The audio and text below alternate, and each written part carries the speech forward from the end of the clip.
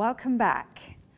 So I'm very excited and curious to listen to the next session, which is asking, can we actually live on this planet?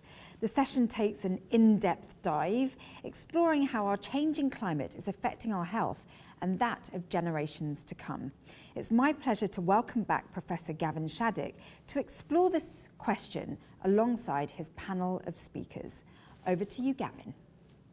Thank you again, Shinny, and it's my great pleasure to be joined here at AI UK by Dr. Claire Heavyside, who's Associate Professor at the Bartlett School of Environment, Energy and Resources at UCL, and also a NERC Research Fellow.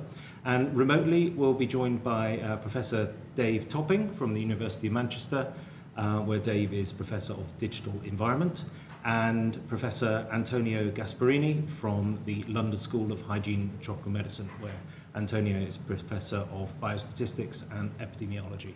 So just a quick run through the format.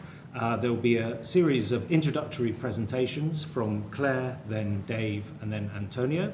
And then we'll maybe have time for some quick questions in between those presentations. But after the presentations from our panelists, we'll go over to a Q&A session, and if you have any questions, please put them into Slido in the online platform, and then we'll present those to our panelists. So without further ado, if we could have Claire's slides, please, then we'll hand over to Claire to talk about the effects of climate heat in cities.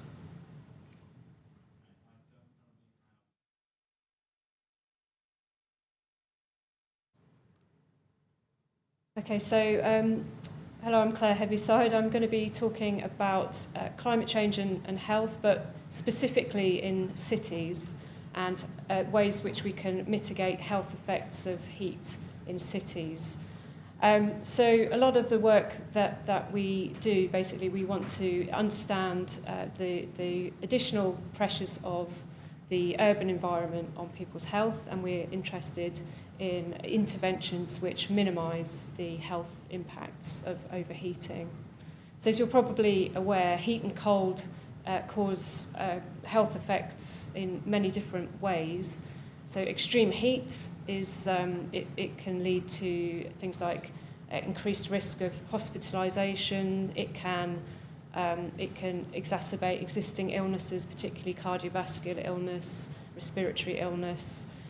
It can lead to problems with simply thermal comfort, and as well as more serious things, and ultimately leads to mortality. And in the urban environment, we have additional heat because we have the urban heat island effect, which I'll describe in a minute. This means that obviously people are concentrated in cities, and this is when we have the most exposure. And we also find that a lot of people are exposed in the city, come from more vulnerable population groups, sort of deprived populations, and so on. Should I carry on? Or I think the slides are... we have some slides, excellent. So that was a preamble. I can't advance the slide. Okay. So the urban heat island, I just described briefly, means that in cities we have additional heat, basically. So the profile of heat in a city looks a bit like that diagram on the left, where you get the highest temperatures in city centres, and then cooler spots in parks and rural areas. And this is why we're interested in heat exposure.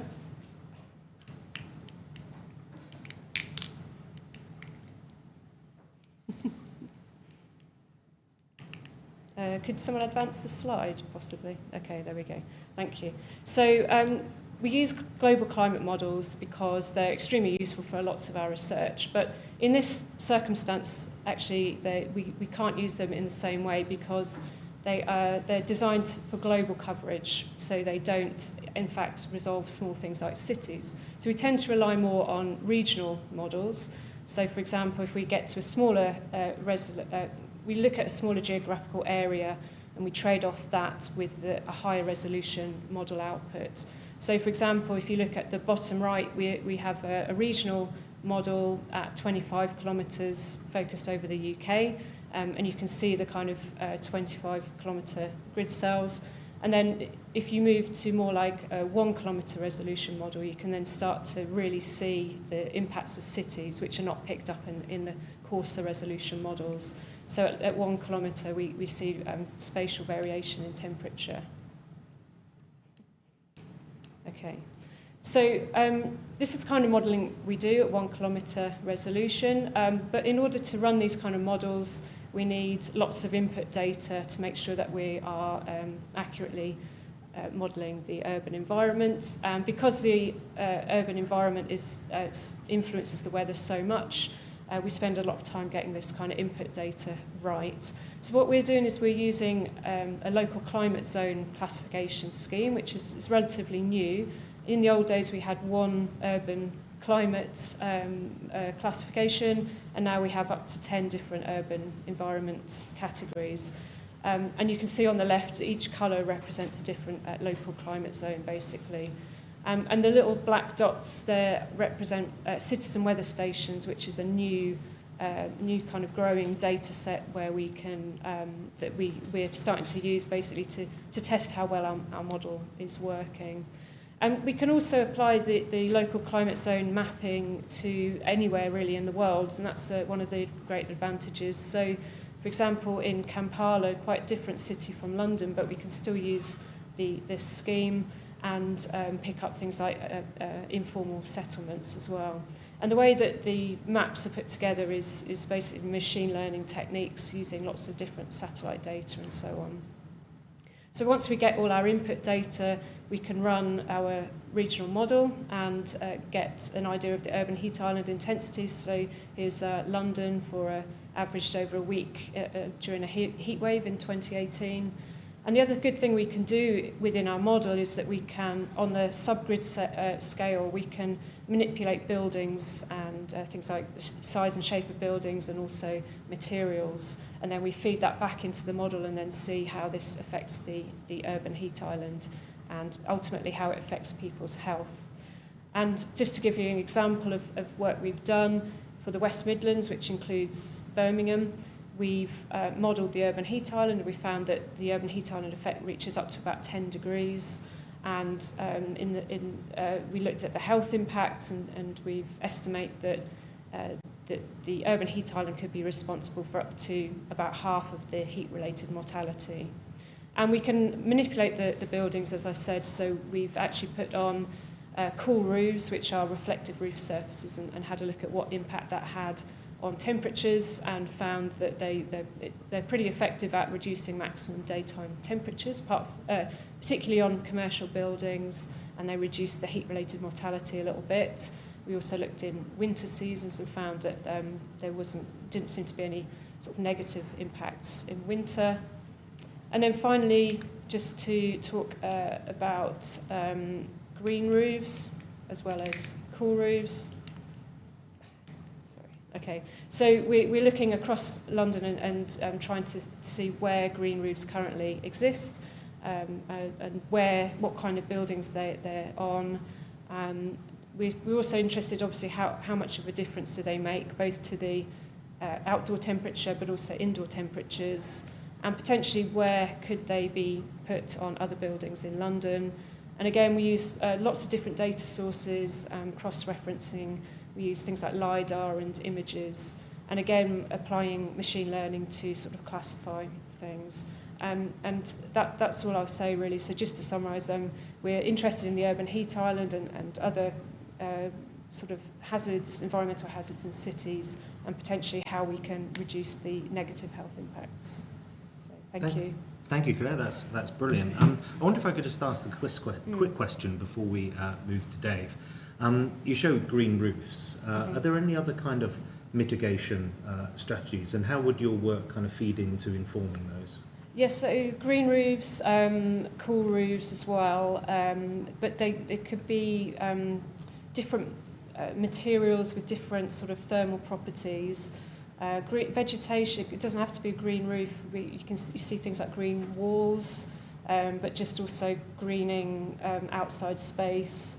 A good sort of effective way of lots of advantages is solar panels combined with green roofs, which apparently are more effective at cooling, and the panels are obviously sustainable as well. So there are lots of different methods that we try to model as well, and things like street trees, things like that are also useful. Excellent. Okay, well, if you have any questions for Claire, please put them on to Slido, and then we'll come back during the Q&A session after the next two presentations. But now we'll move to Dave Topping from the University of Manchester, who's joining us remotely. So over to you, Dave. Yeah, thank you very much, Gavin, and thank you everyone. Sorry I can't be there, but it's a real pleasure to join this discussion.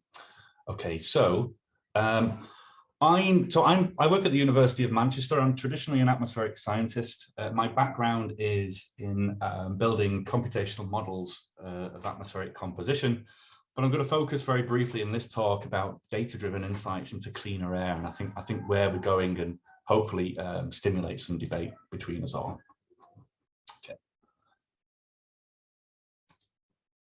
Okay, well, air quality is a global problem, but it has complex regional dependencies. The composition of our atmosphere directly influences our health, as we all know, but also has longer term climate implications. And there's some really interesting links with the previous speaker in terms of, the heat extremes projected in cities and the influence that has on atmospheric composition. And of course, understanding the impacts air quality has on our health relies on understanding the life cycle of pollutants, all the way through emissions to changes in atmospheric composition through influential processes, and in turn our exposure as we spend time in multiple environments. And likewise, that is intricately linked to the choices we make and the policies that we may or may not be able to change. And of course, data sits at every node of these connected processes and outcomes. And over decades, traditional modeling and measurement platforms have delivered key insights that have led to change and important reflections on historical policy outcomes, such as, for example, the unfortunate unintended consequences of diesel adoption in the early 90s. And the infrastructure that provides this underpinning data continues to evolve. From a research perspective, we see UKRI investments in measurement platforms, where you might have a range of ground-based and airborne platforms supported and developed through, for example, the Natural Environment Research Council. And that provides us with important data on the composition of particulate matter, for example, which is really important to understand, the influential emissions and processes that therefore lead to health outcomes. And likewise, from other UKRI councils, such as EPSRC, we now have an abundance of data on mobility, energy, and ancillary data on the environment that really helps us understand how the composition of the air changes and the impacts it does have. And I think rather than treat these as siloed investments, data science provides the potential to bridge a range of disciplines. And from an air quality perspective, again, this includes merging data on the environment with mobility data, for example, which is really key to understanding potential influences of net zero policy. And we see some useful examples already where we have, the unfortunate situation that arose from the recent pandemic highlighted where a combination of traditional and data-driven approaches steered by relevant domain expertise provided insights into the changes or lack of the air that we breathe.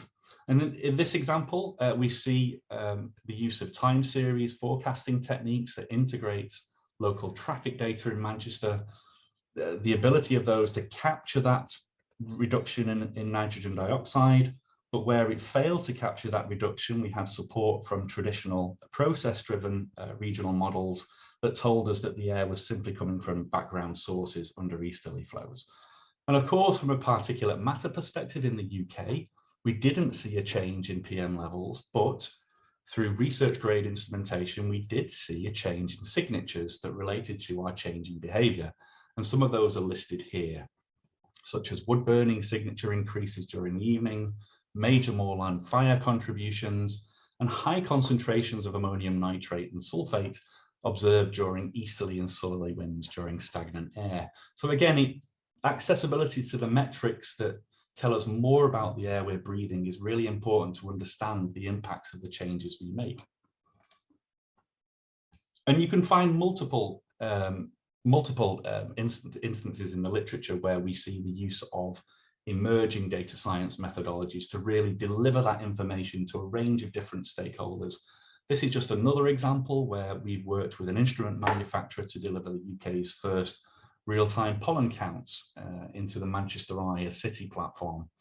And that's using a two-staged approach where physics-informed filtering on the size and shape of pollens was then connected through deep learning architecture to classify a range of sub-pollen types.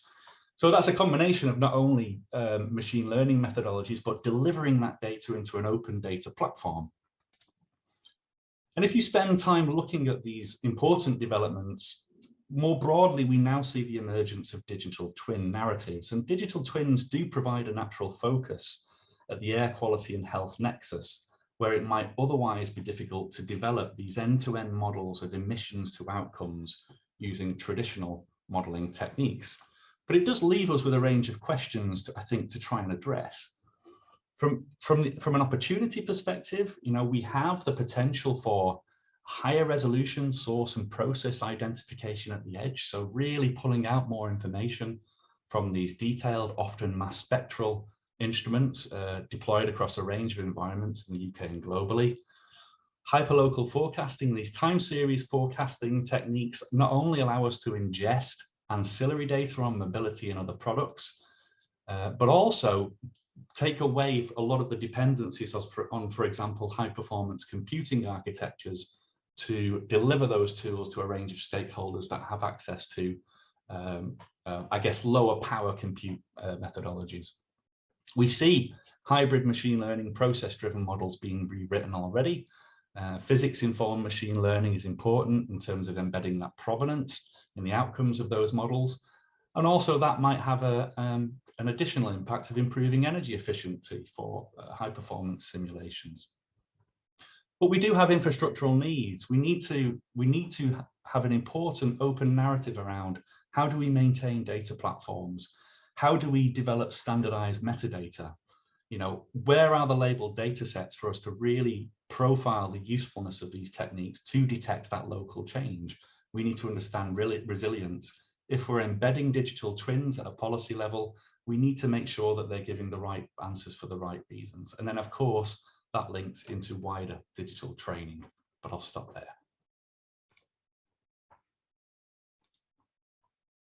On to Antonio. I might ask a quick question about the reduction or non-reduction in PM 2.5 terms during the lockdown. That information on the kind of signature of different components, the wood burning, is that very recent that technology has been available? And is it something that's widely available for other researchers to access?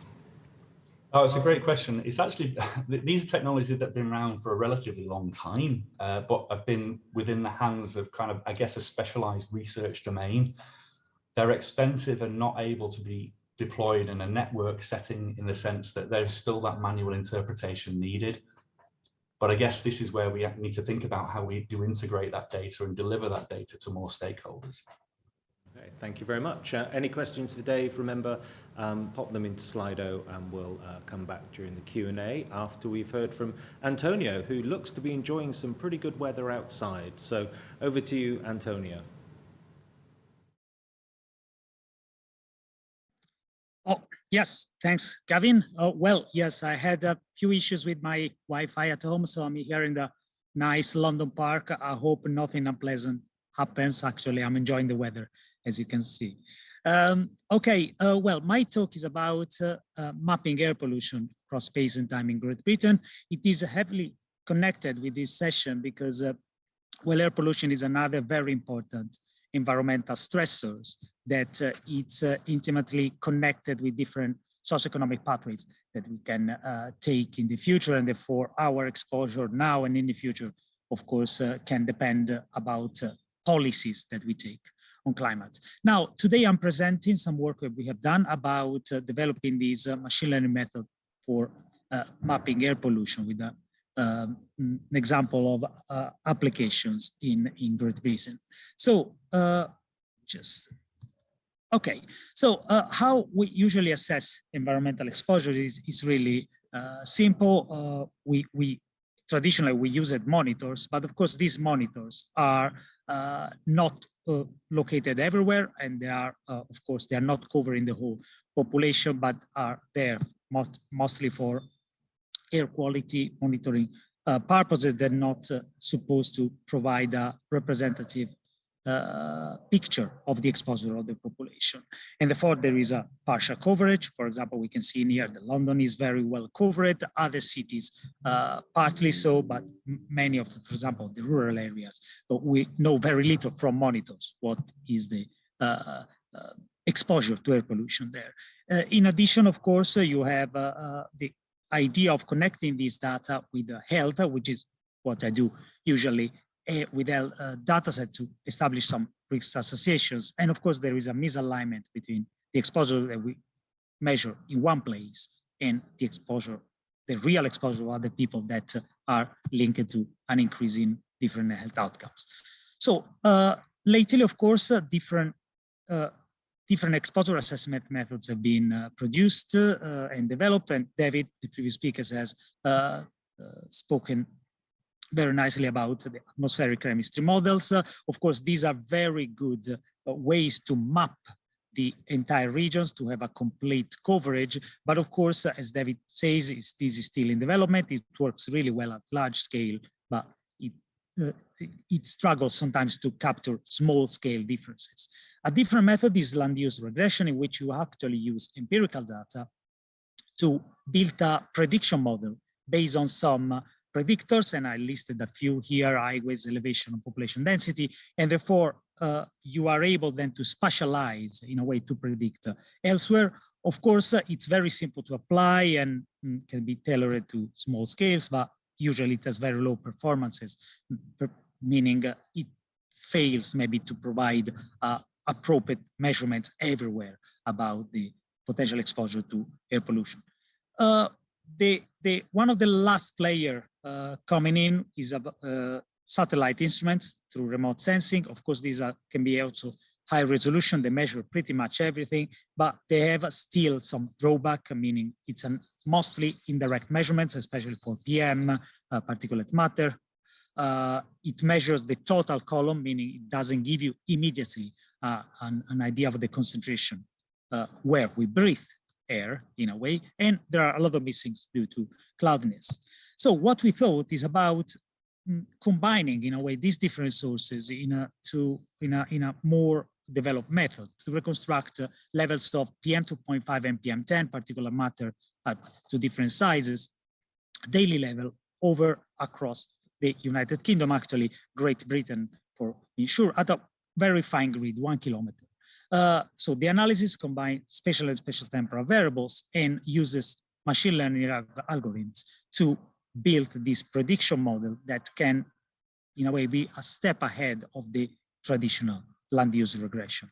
So I don't want to bore you with a long list of variables we have collected.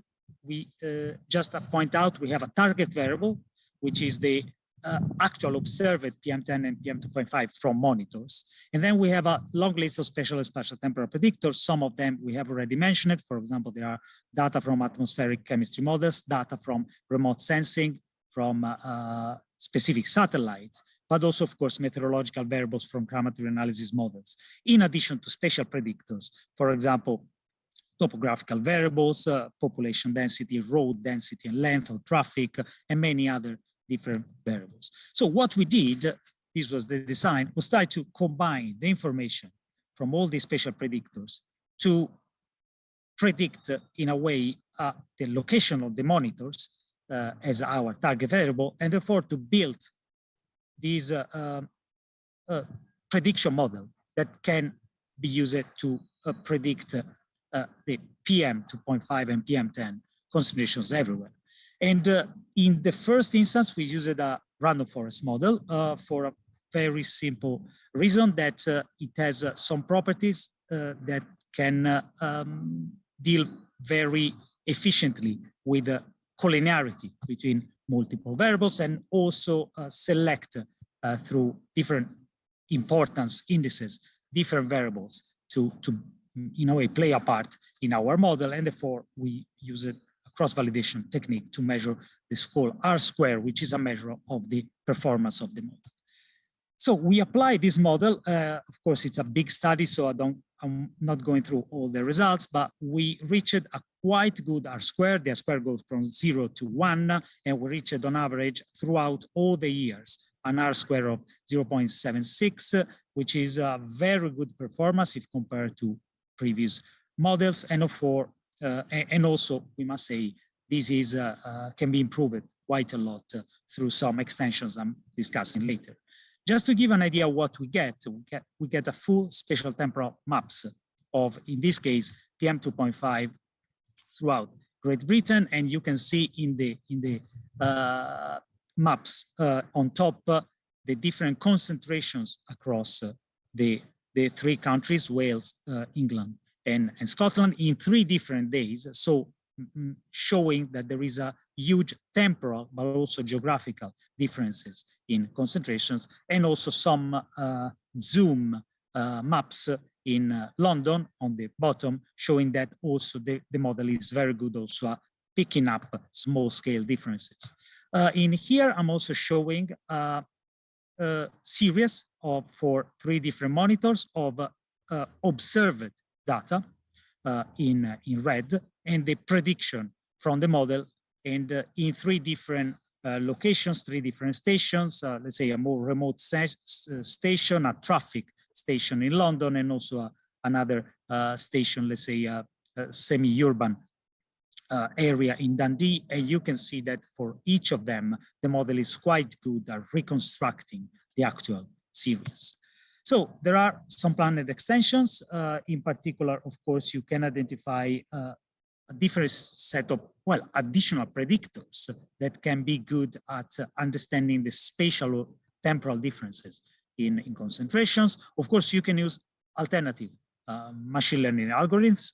Some of them have already been applied in the literature. I mean, gradient boosting, artificial neural networks, many of them. And also you can combine all of them in some ensemble methods in which you pick the best part of them, let's say, through an ensemble algorithm to improve even further the performance. But something we are very keen on doing as statisticians is also embedding traditional spatial methods in this machine learning world. In a way, the model at the moment doesn't take into any account about, for example, spatial or temporal correlations that can be not captured directly by the variables, and therefore also combining this method with traditional methods just like kriging maybe can improve the performance further. So if you're interested in here, I'll leave some links and references. Feel free to send me an email if you are interested in this work, and of course is open access and published with the link there. Okay, thanks a lot. Before we move to the questions on Slido, you've done these very incredibly detailed maps for PM2.5. I wondered if you have any plans to do them for other pollutants, or whether there are some barriers that mean that they would be more difficult in terms of information and covariates in models and things. Well, the infrastructure works similarly for other pollutants. Of course, we plan, by the way, to do it for a series of the most important pollutant. PM10 is the next in line, and it will be very similar. Nitrogen dioxide will be another one. Ozone will be another one. And potentially we can extend it even further. There are similarities, meaning most of the predictors will probably stay the same, but there are some peculiarities about other models. For example, NO2 shows probably a much higher spatial variability, and in particular is very well linked with traffic.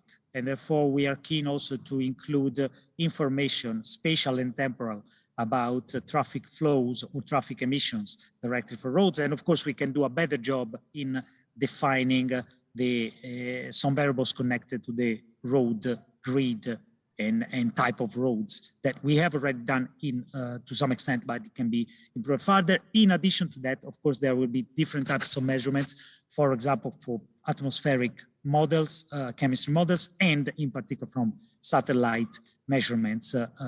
For example, PM is only indirectly measured by satellites, by NO2 is directly measured as a gaseous pollutant. So there are pros and cons, but I think the research is ongoing. Brilliant, thank you. I'm going to move to the questions on Slido. This originally was a question from Claire, but I'll try to broaden it. I think it would be something that Antonio and Dave might have some thoughts on. The question was, well, very interesting talk was the first comment. Is this research available open source, as in, are the codes that you used available open source, and are all the data that you used available for everybody? And I'll probably broaden that a little bit, if I may, for all the speakers to talk about any thoughts they might have on kind of reproducible research and kind of open source in general, and whether there are any barriers to other people making use of the research that we've seen in these three presentations. Yeah, it's a good question. For us, because a lot of the work we're doing is ongoing and we haven't published it, it's not generally open source, and we do put code for papers that we've published, usually, but it's not always possible to share all of the data, because some of the data comes from sort of sources that we're not allowed to share. But in theory, and also if people contact us, then we're always happy to talk to people about Are the this. core climate models publicly available? Yeah, so we use a lot of the UK climate projections from the government, UK government, which we just download. The models that we use, the WRF model is a WRF model, is the climate model, and that is open source, so anyone can download that model. The local climate zone data is all available, so it's possible to reproduce these things. Great. And maybe Dave and then Antonio, any thoughts you might have on reproducible research, data availability, etc.? Ooh, this is a mixed bag, isn't it? Yeah. So I mean, the regional models, like Claire was saying, I mean, anyone can, if you have access to the right compute facilities, set up, run. It might take a while to understand, get the input data.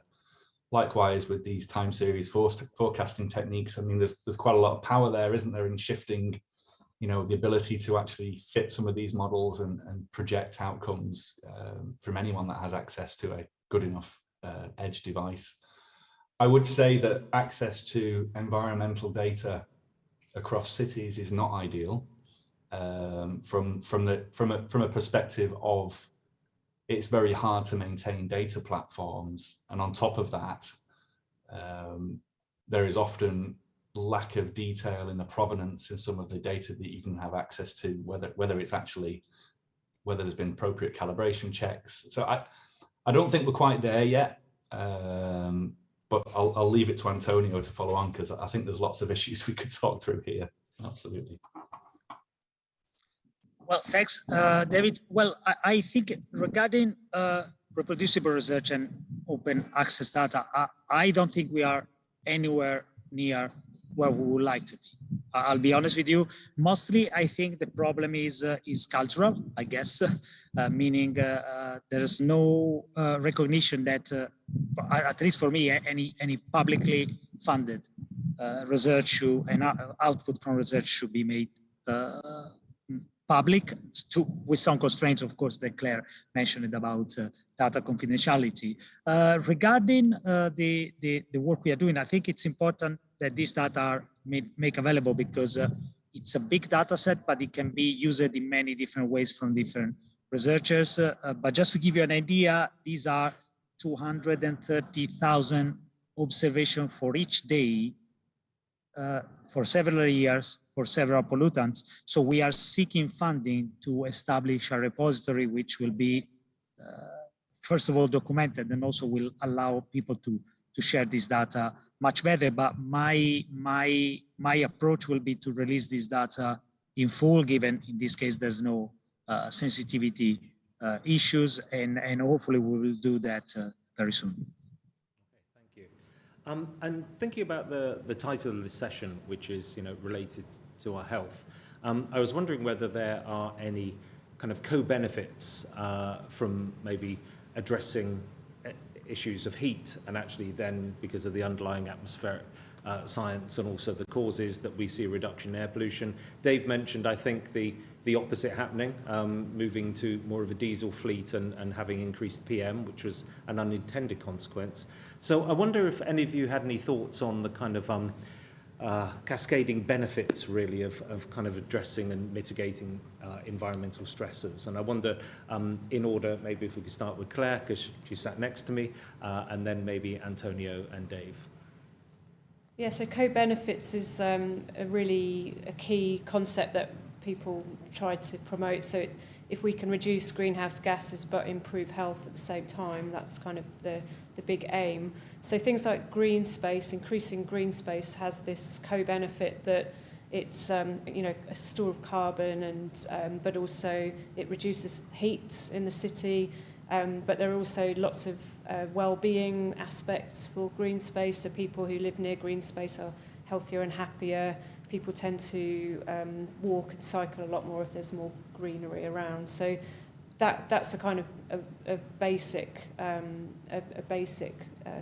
example.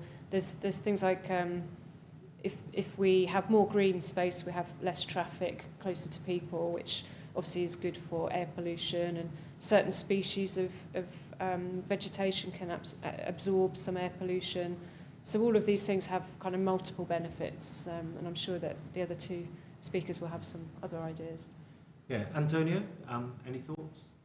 Oh yes, well, I think it should be done, but it's not easy in terms of projections of impacts in the future.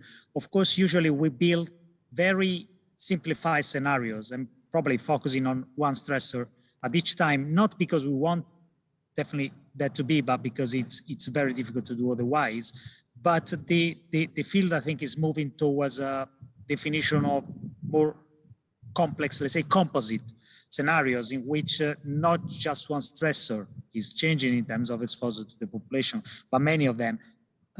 Heat in particular, but also temperature in general, and air pollution, I think, as I said at the beginning of my talk, are intimately related, and therefore it makes a real sense to treat them together in some kind of socioeconomic projections in which both emissions leading to greenhouse gases and therefore climate change and, of course, emissions of air pollution are considered at the same time. So I think it's very important. Okay, thank you. And Dave? Yeah, I'm just to add a little bit more. So yeah, absolutely. I think more frequent and intense heat episodes are likely to lead to more episodes of higher ozone levels, PM, stagnant conditions leading to a buildup of pollutants. So there is co-benefits. Research is already showing that we do need to be careful to really try to get a better feel for those unintended consequences. Depending on the adoption of hydrogen, we could see a remaining problem with nitrogen dioxides. The type of trees that are planted lead to biogenic volatile emissions, which lead to secondary organic pollutants. So I think there's various choices that we can make, I think, to lead to co-benefits, but there's evidence now that we can use to make sure there are more targeted solutions to leading to improved air quality, with the co-benefits of improving the climate scenario as well. Thank you. And a very similar question that we had on the climate action stage yesterday is related to how we actually communicate what are essentially very complex scientific problems. We've got climate models, we've got land use, we've got machine learning, we've got signatures of individual PM. I wonder if you had any thoughts on how we can best communicate that to policymakers and the general public in a way that actually will kind of drive the change we need. So, we have scientific evidence, we've got lots of data, complex models. How do we actually put that in the public domain in a way that hopefully will result in better decision making? Having worked with policy in the past and as a scientist, I think that there's a very different approach to how we use our data and publish data, and scientists tend to have lots of scenarios and lots of confidence intervals and lots of ranges and uncertainty, whereas policymakers really want us to help them make a decision on something.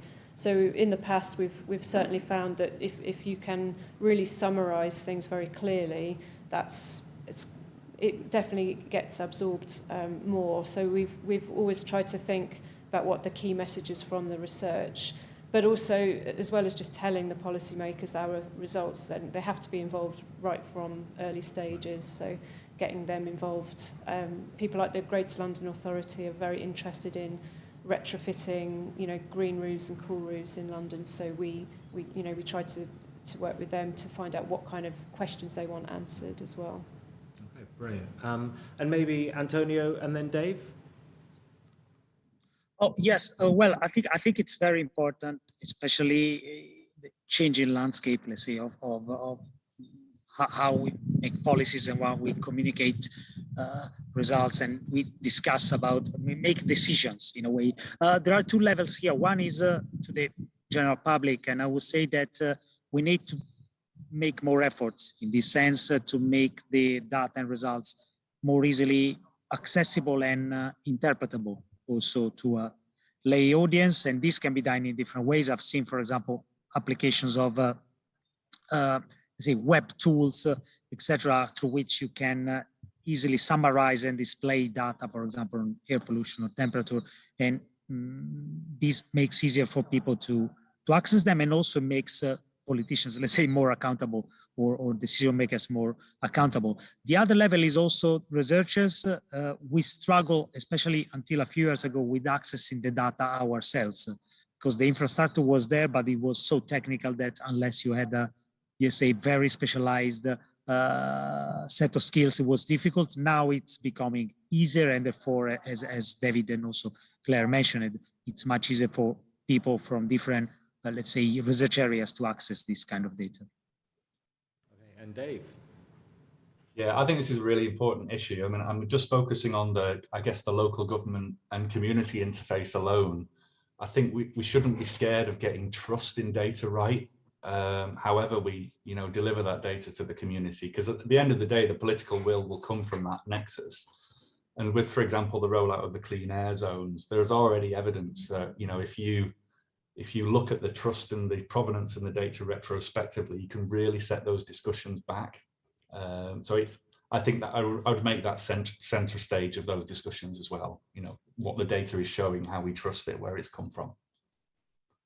And we're almost out of time, but just following on that data trust question, maybe bending it a little bit. There is a question for Claire saying, how do you deal with outliers in the public weather stations, faulty stations and things?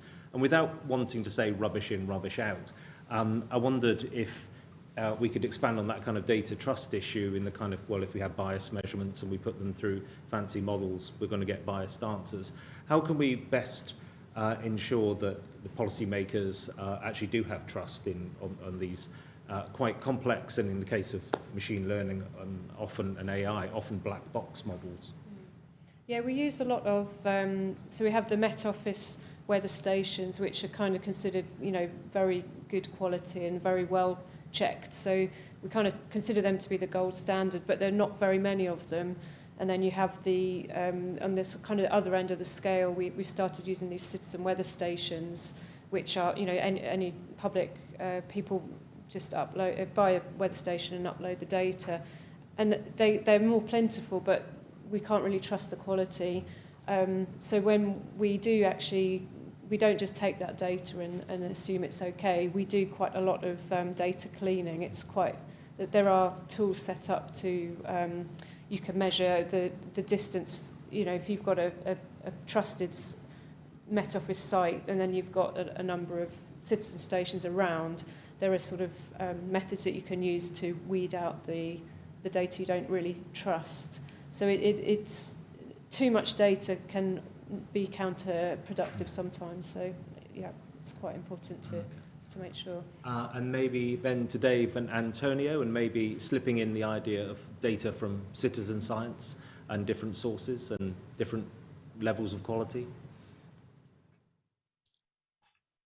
I think that a lot of that data can be useful in an educational setting. There's very little evidence that from an air quality perspective at least, citizen science data is robust enough to be used to inform the tools that we've talked about thus far. So it's striking that balance, I think. And what will have to be our final word from Antonio? Yeah, no, for me, I think it will be useful. Of course, I think also from a methodological perspective, the issue that the data are not coming to sources with the same quality standards. Let's say it's also quite interesting, and we can and should probably develop methods to take it into account. But especially for our model, I think it was very important to have more data for more different locations, because this could definitely improve the model, even though it can be an issue about the quality that we need to take into account. Okay, well, thank you all very much. Thanks to Claire, to Dave, and to Antonio, and thanks to you for joining us on the Climate Action stage. We're going to sign off now, but I hope you have a very enjoyable rest of AI UK. Thank you.